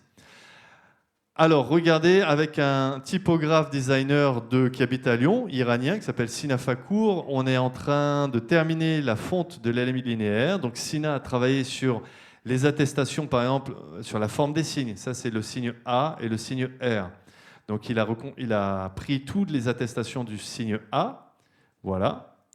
Il a fait un nuage de signes. Et voilà la forme idéale du signe A. Et puis après, sur les inscriptions en métal, il a vu que c'était plus épais au milieu, plus étroit sur les extrémités. Donc il a essayé de reproduire ça également dans les signes qu'il a dessinés. Puis il a fait également étudier les tailles des signes. Il y en a certains qui sont plus grands et plus petits.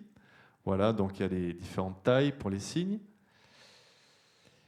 Et ce qui fait qu'il a produit donc moi je la trouve très très belle, hein, cette fonte avec en simple et en gras et avec un jeu sur les pleins et les déliés et des formes voilà, vraiment linéaires.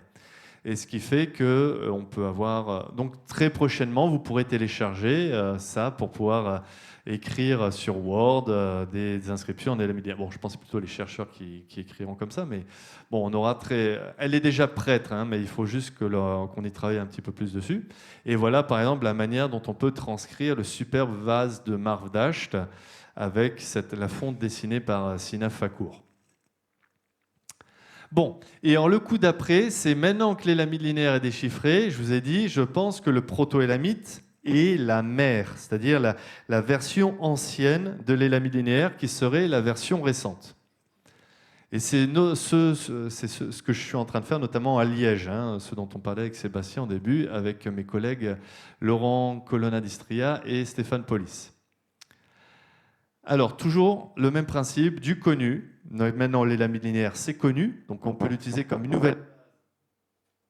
on peut l'utiliser comme une nouvelle base pour aller plus loin, vers le non connu, le proto-élamite.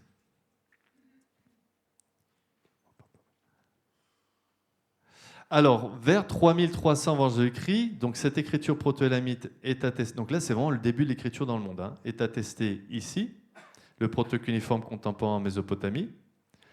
Elle est attestée sur 8 sites, et vous voyez très bien, on a à peu près 1700 tablettes. Vous voyez très bien que les tablettes découvertes à Suse, c'est 90% du corpus. Voilà, ça c'est dû aux fouilles menées à Suse. Il y a eu des fouilles titanesques qui ont fait qu'on a trouvé de nombreuses tablettes.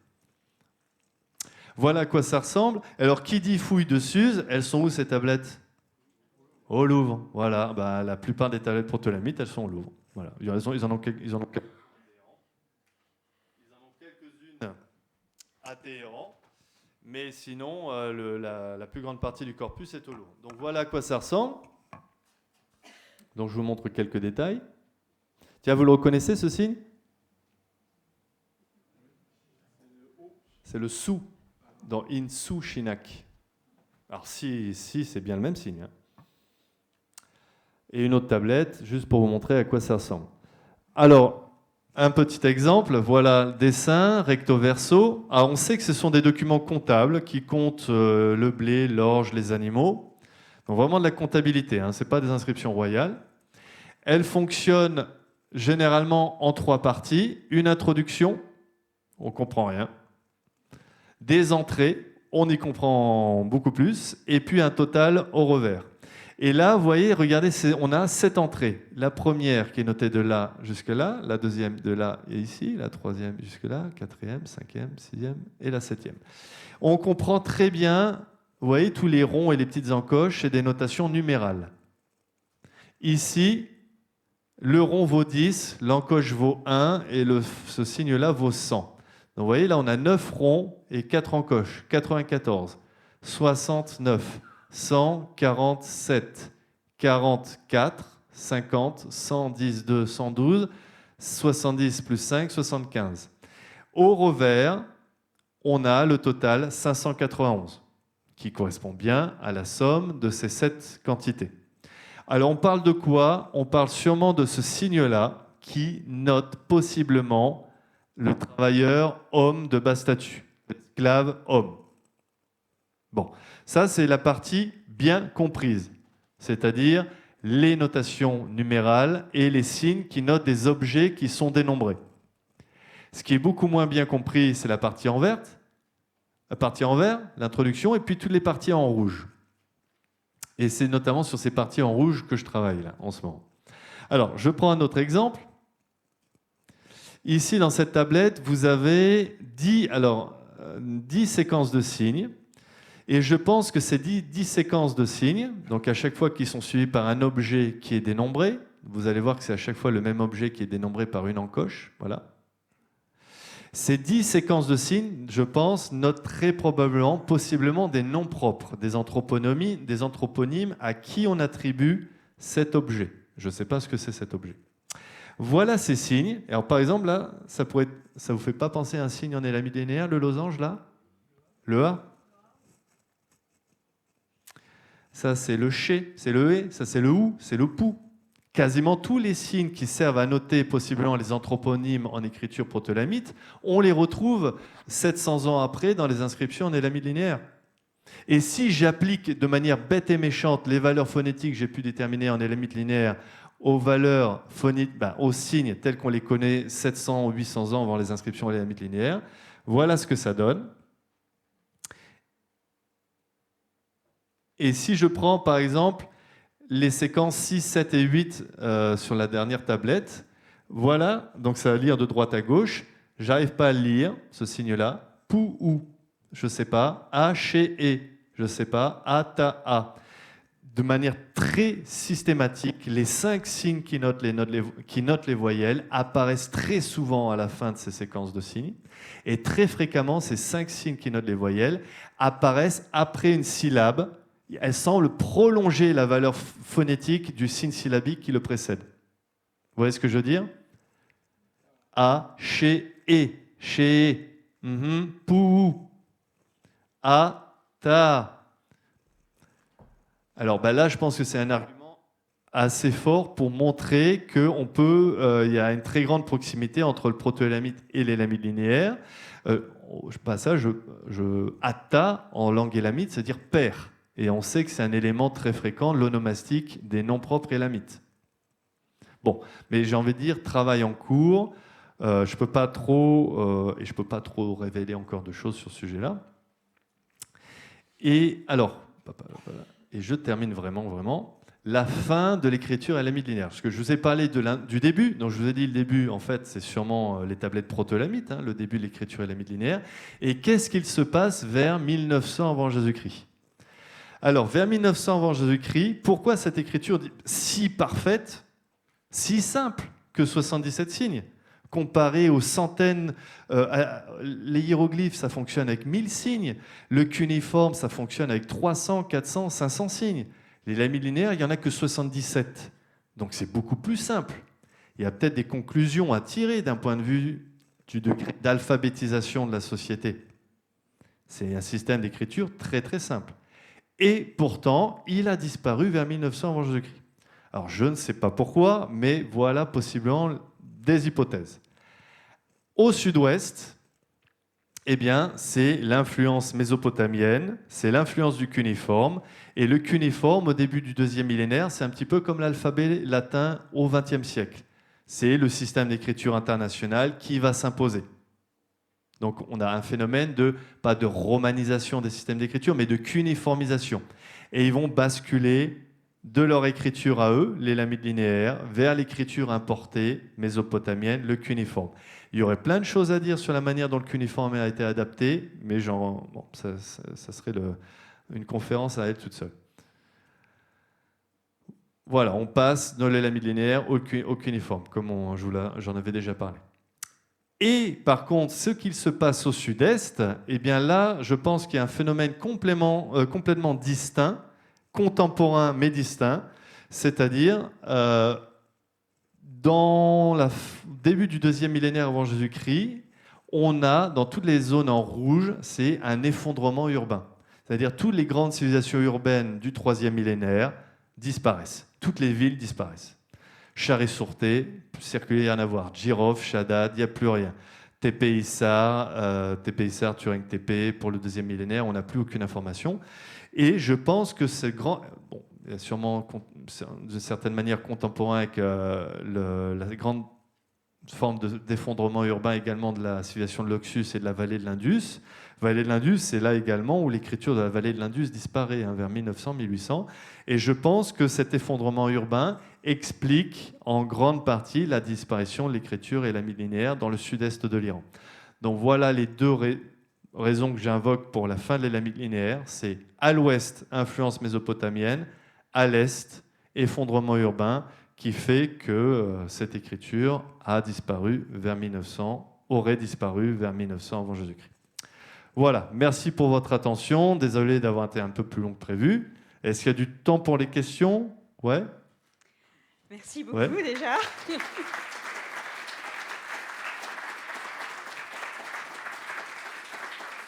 Alors on va effectivement essayer de s'accorder quand même quelques minutes pour les questions, parce que sinon on va frustrer tout le monde, j'ai peur.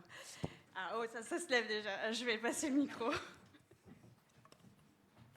Oui, est-ce que... Ici. Est-ce que vous avez des indications fortes pour dire que dans le proto, il n'y aurait pas de logographe? Alors, dans l'écriture proto-élamite, alors je pense que l'écriture proto-élamite, elle n'est pas purement phonétique, mais elle est sûrement mixte, c'est-à-dire qu'il doit y avoir de la logographie dans l'écriture proto-élamite. Et cette écriture iranienne aurait perdu ce caractère logogrammatique dans le courant du 3e millénaire avant Jésus-Christ pour arriver à une forme purement phonétique à la version élamite linéaire vers 2300 avant Jésus-Christ. Oui, une question purement technique.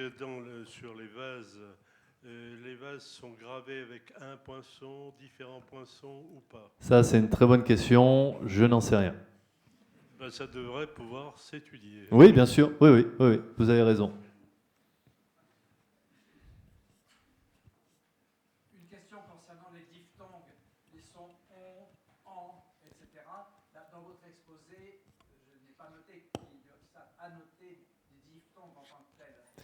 Alors, ça veut dire qu'elles n'existaient pas dans la langue. Alors, dans la langue élamite, on a donc les sons. Par exemple, on peut avoir la lettre, le signe A qui sera suivi de la lettre N, mais là, ça sera par exemple comme le nom de la ville d'Anzan, Anzan, voilà. Mais par exemple, on a des rares cas de diphtongue où un signe syllabique sera suivi du signe I. Et là, on peut, ou alors un signe syllabique qui se termine en I sera suivi d'une voyelle. Par exemple, je pense au mot élamite pour dire le temple, Siyan. Siyan. Donc, on a apparemment la présence de diphtongues ai, oi, des trucs comme ça. Apparemment, ça, c'est possible. Et on peut avoir également l'utilisation de la semi-consonne, ye, et we également, qui peut faire, par exemple, des cas comme Siyan. Donc ça, c'est attesté, ouais, en langue élamite. C'est moi qui ai le micro. J'ai une petite question et une remarque à faire. La question, c'est quand le roi il donne et il reçoit, du coup, il y avait dans une autre langue, en fait, le texte, et du coup, dans l'autre langue, ça se traduisait comment en français? Je ne sais pas si vous voyez. Alors, dans une autre langue ou dans une autre écriture? Oui, c'était autre écriture, pas du tout langue, alors. Alors, donc je reviens sur les vases en argent. Ouais, Oui, les deux vases, ouais. Alors, du coup, en fait, c'est écrit exactement la même chose. Alors, en fait, oui, c'est sur les deux vases, là où je vous ai dit, sur ces deux vases-là, eh ben oui, on a quasiment les mêmes prières qui sont invoquées à 2 siècles de différence par des rois différents. Et on a quasiment, c'est des sortes de formules stéréotypées, hein, des prières que le roi dit à la divinité pour attirer la... C'était peut-être vraiment des prières qu'il prononçait juste à côté de la statue de la divinité dans le temple. Et du coup, ça n'existe pas éventuellement dans une autre langue? Alors bien sûr, si, on a toute une... Par rapport à ces textes-là, il n'y a pas... Je ne sais pas si vous voyez ce que je veux dire. Alors, est-ce que ces prières-là qui sont attestées en langue élamite, en écriture cuniforme et en écriture élamite linéaire, est-ce qu'on les retrouve dans d'autres langues comme l'akkadien, le sumérien? C'est ça votre question? Ouais. Eh bien oui, on a toute une littérature hymnique qui est connue pour les rois mésopotamiens, où les rois, il y a des hymnes aux divinités. Donc c'est un genre littéraire qui est relativement bien connu. Mais là, c'est la première fois qu'on le documente pour l'Iran, là. Et puis deuxième, la remarque, comme moi j'ai étudié le japonais, du coup la répartition fait énormément penser au japonais a, i, u et o, kakiku qui est ko, et après c'est sa, shi, su, c'est so, et pour les W, il n'y a que 3 voyelles qui sont réutilisées. Du coup, est-ce que vous pouvez éventuellement envisager cette chose, c'est-à-dire que... Alors oui, pour le W... Il y a des signes qui peut-être n'existent Ouais, pas. tout à fait, voilà. tout à fait. Alors ça, c'est super la comparaison avec c'est hiragana, katakana japonais, hein, j'imagine. Oui, a priori, bon, déjà qu'on voit que c'est le même signe attesté pour le we et le ou, je pense que le signe ou existe sûrement pas. Mais bon, sait-on jamais. Alors, ouais, mais là, vous voyez, j'ai l'air quand même... Ouais, là, c'est sûr, vraiment ça qui me... A priori, il y a vraiment de chances que je puisse pas trouver ce signe-là, mais je vois pas pourquoi il y aurait pas le oui et le wo, par exemple. Pourquoi pas il y aurait le zi, et d'autant plus que j'ai encore... j'ai ces 4 signes-là il faudrait que j'attribue des valeurs phonétiques à ces 4 signes-là. Je suis tout à fait d'accord avec vous. Peut-être que toutes les cases ne seront pas remplies. Et surtout, s'il y en a une qui a le moins de chances d'être remplie, c'est le Wu. Ouais. Là, c'est la structure théorique. Est-ce qu'il y a encore une dernière question? Est-ce que vous avez vraiment des perspectives concrètes d'avoir de nouvelles sources un jour? Alors, d'avoir de nouveaux textes? Alors, oui. Alors, je vous dis pourquoi. Donc, en 2004, moi, quand j'ai commencé à faire ma thèse, c'était en 2003, on n'avait que 21 textes. Et à l'heure actuelle, on en a 43. Donc, dans les 20 dernières années, il y a 22 nouveaux textes qui sont apparus. Alors, malheureusement, ils ne viennent pas de fouilles régulières. Voilà. Alors, donc, je sais, les collections privées, il faut faire attention. Il y a le risque des faux. Voilà. Londres est une plaque tournante du commerce des antiquités. Voilà. Donc je m'attends à chaque fois du jour au lendemain. Alors je vous avoue que quand j'ai publié mon article en 2022, j'étais contacté par de nouvelles personnes qui me disaient « Ah, regardez ce que j'ai dans mes... » Et surtout maintenant, le grand problème, c'est que maintenant que la clé est publiée, c'est que maintenant un faussaire, un bon faussaire peut faire des bons faux. Parce qu'avant, j'ai eu des faux, mais ça ne voulait rien dire. Jusqu'au moment où l'article sur déchiffrement n'avait pas été publié, je pouvais distinguer très rapidement que c'était des faux. Mais maintenant, il va y avoir le risque de faux crédibles. Voilà. Ouais. Donc oui, j'espère qu'il y aura de nouvelles inscriptions. Et puis la reprise des fouilles, j'espère qu'on ne peut qu'en avoir plus. Est-ce qu'il y a encore des questions?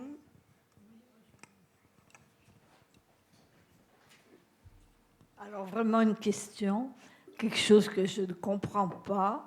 Quand on dit l'écriture phonétique est plus simple, mais simple, on ne doit pas le comprendre au sens d'un appauvrissement. Alors que l'Égyptien, les écritures mixtes, c'est une sophistication qui est un obstacle pour apprendre. Oui, mais je n'ai pas parlé d'appauvrissement, hein. J'ai dit simplicité, parce qu'il y a un nombre restreint de signes qui fait que c'était sûrement moins restreint d'accès que des systèmes d'écriture comme le cunéiforme ou les hiéroglyphes, qui étaient l'apanage d'une élite, de scribes, d'une caste scribale. Là, de ce point de vue-là, on n'a pas suffisamment d'informations en Iran, mais c'est vrai que 77 signes, c'est plus facile à apprendre que 500 signes. Ou alors au temps des Ming, dans l'écriture chinoise, on va jusqu'à 44 000 caractères. Ce qui fait beaucoup, là. Donc la simplicité. Hein. Alors après, il faut faire attention à ne pas juger de notre point de vue. À dire, étant donné que c'est un système quasiment alphabétique, donc ils sont en avance. Oula, alors si je dis ça, je me fais allumer par tout le monde, et puis c'est un anachronisme, et c'est le fait de plaquer notre point de vue là-dessus. Mais bon, quand même, c'est vrai que c'est plus simple. C'est plus démocratique. Bien. Merci beaucoup. De rien. Merci pour votre attention. La soirée là-dessus. Clore la soirée là-dessus. Et à titre informatif, on quitte le plateau iranien pour le mois prochain, pour partir en Tunisie pour évoquer le site archéologique de Thapsus, avec Laurence Tranois qui nous vient spécialement de La Rochelle.